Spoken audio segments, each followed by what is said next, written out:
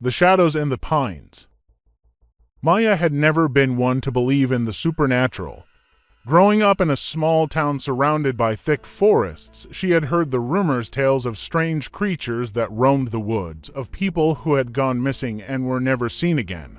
But to Maya, it was just that, stories woven by overactive imaginations and tall tales. She loved hiking through the dense woods surrounding her home, and she was confident in her ability to navigate them, even in the dark.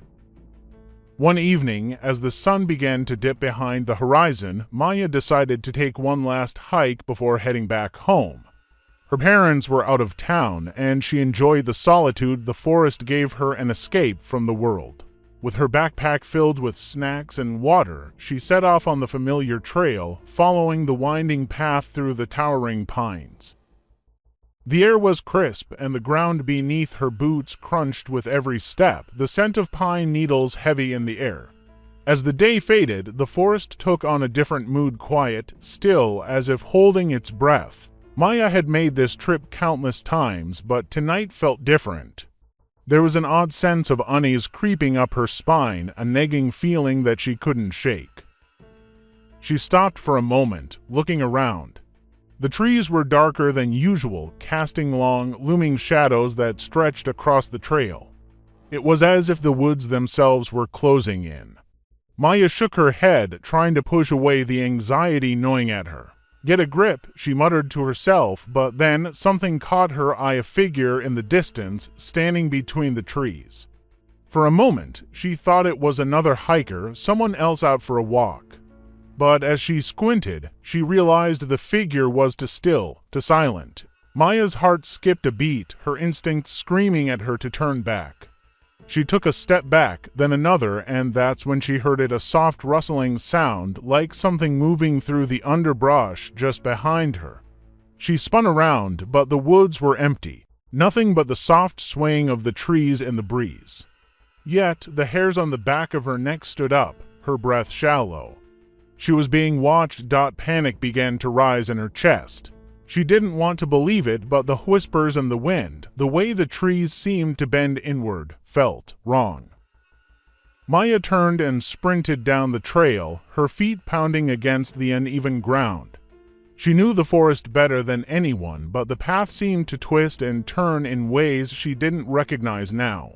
The trees were so thick, the darkness so deep, that it felt like the world was closing in around her. As she ran, the sounds followed footsteps, but not hers. They were quick, almost synchronized with her own, but heavier, more deliberate.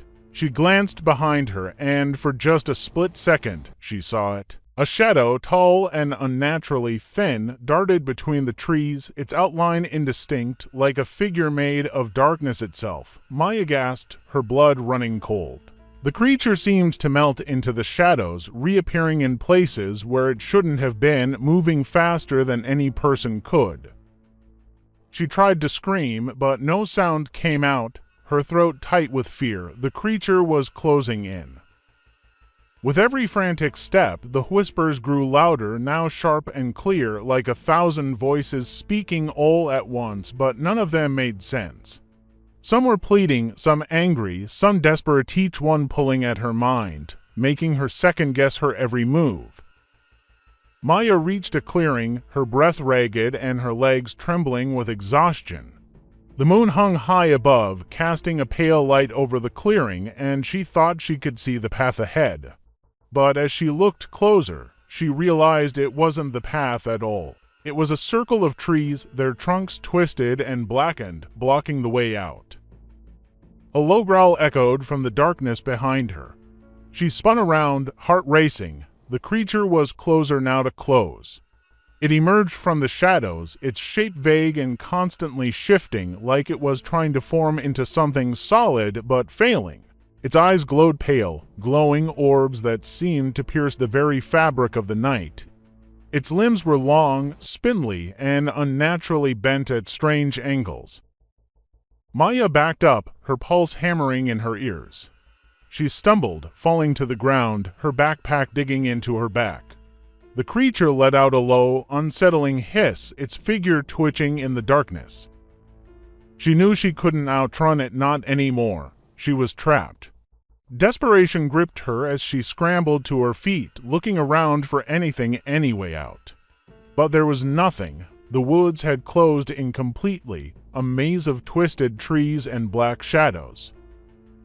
The creature's form began to flicker, shifting in and out of sight, its shape becoming more defined, more solid. But it wasn't like anything she had ever seen. It had no face, no mouth, just dark, empty voids where its features should have been. Its limbs twitched erratically, moving in unnatural, jerking motions. And as it stepped forward, the ground beneath Maya's feet seemed to grow colder naturally so, as if the very earth itself was rejecting her presence. She stood frozen, paralyzed by terror, unable to look away.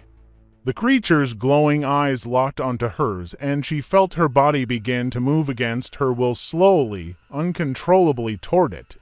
It was drawing her in, like a puppet on invisible strings. In that moment, Maya understood this thing wasn't just hunting her, it was feeding on her fear. She had to fight it, had to break free before it consumed her completely.